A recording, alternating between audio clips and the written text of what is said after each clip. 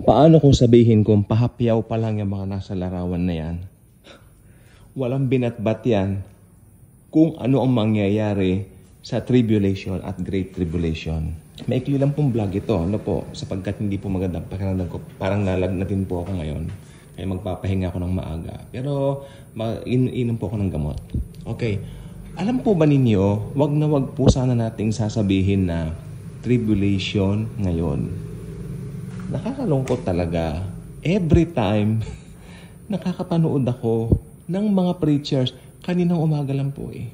Kaninang umaga lang po. Kasi tinatry ko naman po makinig sa iba. At alam niyo po ba malungkot dito? Kami pong generation ng mga preachers ngayon, parang apo na lang po nila kami. Pero meron silang hindi, not so biblical view na pinanghahawakan nila traditionally. Alam po ba ninyo, ang pag-aaral po kasi talaga ng Bible, rightly dividing the scriptures.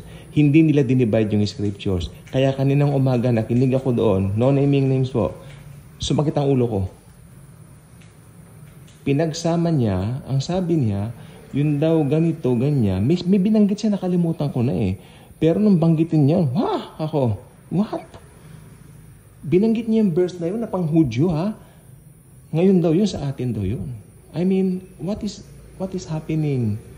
Pero ang sabi niya, yun na raw ang turo sa kanila noon, hindi mo raw siya mapapaalis sa ganung turo. So, meron pong pride ng konti. Alam po ba ninyo, upon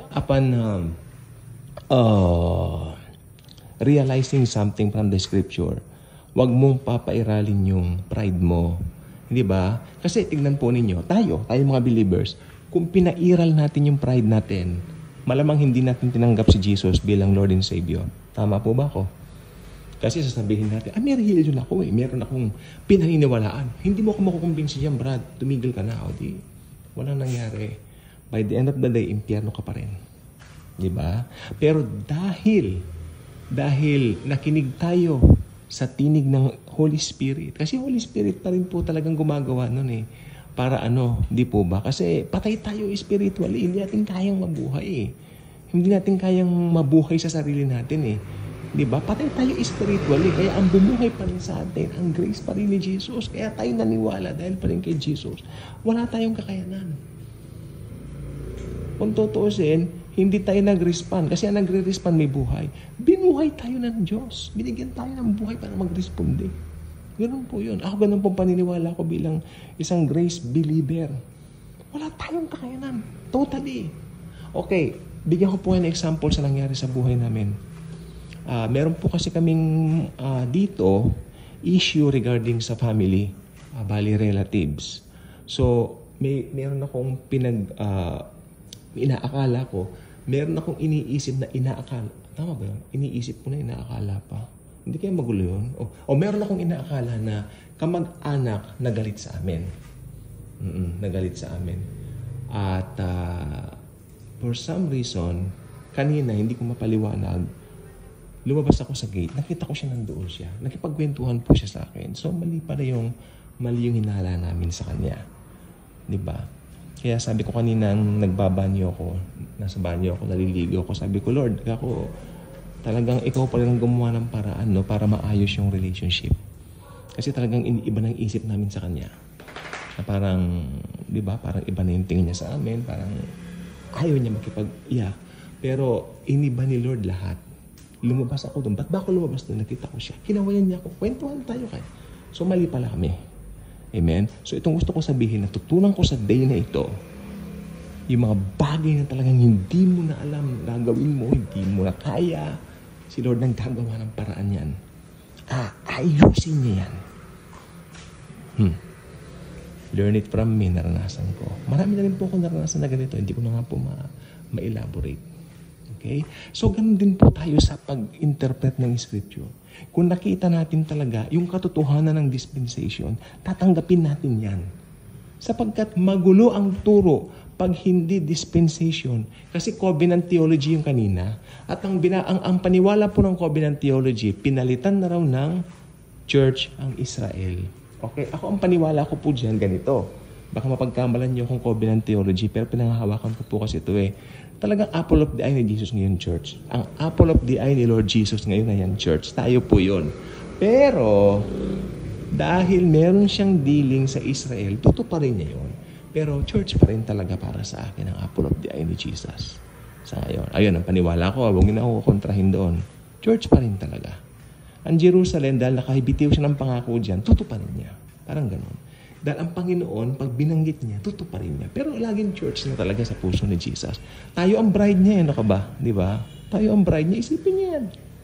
Oh, tayo ang isasama niya sa kanyang, Kaya yung pagtupad niya rin sa pangako niya sa Israel, gawa yun ng kanyang mabuting nature. Meron siyang nature na talagang pag sinabi niya, gagawin niya. Hindi katulad natin, oo, tapos maya-maya, nagbagong isip ko. Di ba? Hindi ganun ang Diyos. Okay? Ngayon, kung hindi kayo agree doon sa sinabi ko ganito, uulitin ko yung stand ko tungkol sa Israel. Ha? Naniniwala ako ang apple of the eye ni Lord Jesus, simula nung i-reject siya ng Israel, ang apple of the eye ni Jesus, tayo na pong mga believers. Hanggang forever na po yan. Pero dahil may pangako siya sa Israel, tutuparin din niya yung pangako doon.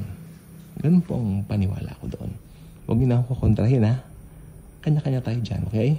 Eschatology po ito, hindi po ito doktrina ng salvation. But because of that, tutuparin niya. Kaya matutupad lahat yung Zechariah, ano ba yun? Chapter 14 ng Zechariah. Hindi ba dumating si Jesus? Tapos pupunta siya dun sa pinagtaguan nila, yung Petra. Alam niyo ba yung Petra? Huwag niyong bulubundukin yun.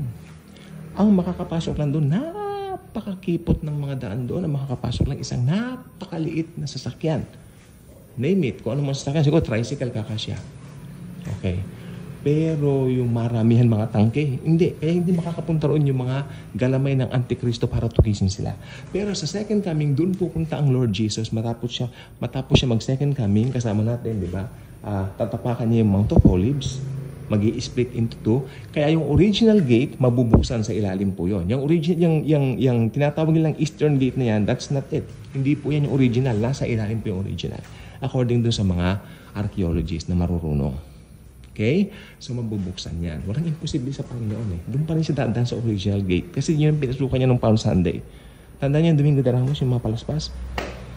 Ayun yun. Osana, Filio David. Okay? Osana sa anak ni David. Di ba? Ayun. Si Jesus Christ po yun. Siyempre, siya ang katuparan ng hula. Pero sa millennial rin, sino ang kasama ni Jesus? Si King David. King pa din si David. Amen? Pero, ulitin ko yung stand ko. Once and for all, ano ba ang tingin ko sa Israel? Kasi may nagsabi po sa akin, parang hindi mo yata masyado minamagnify ang Israel. Hindi talaga ka. Kung minamagnify ko si Jesus, I only magnify the Lord Jesus Christ. Ganito, sabi ko sa nagtanong sa akin, I believe, at na nakasulat sa Biblia, Bible prophecy sa Biblia, matutupad dahil sinalita ng Panginoong Jesucristo. The Lord Jesus, ang Diyos mismo, God of gods, the God of the Milky Way, the God of the universe na nagsabi, matutupad at matutupad yaan. Pero ano ba tingin ko sa Israel? Ang Israel, pinangakuan ng Diyos. Dahil sila naman talaga yung tinatawag na tao niya noon, mga mahal niyang anak noon, pero sumuway, di ba?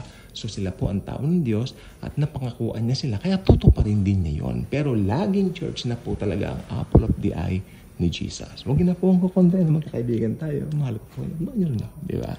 Di ba? Hindi po ako nakikipag-debate. Bahala kayo. Mas itpat nyo sa akin sa comment section. Sayang lang ang pagtatype niyo. Huwag na lang po. Amen? At naniniwala ako matutupad lahat ng yan. Ngayon, ito po. Yung mga nagsasabing tribulation ngayon, patawa kayo.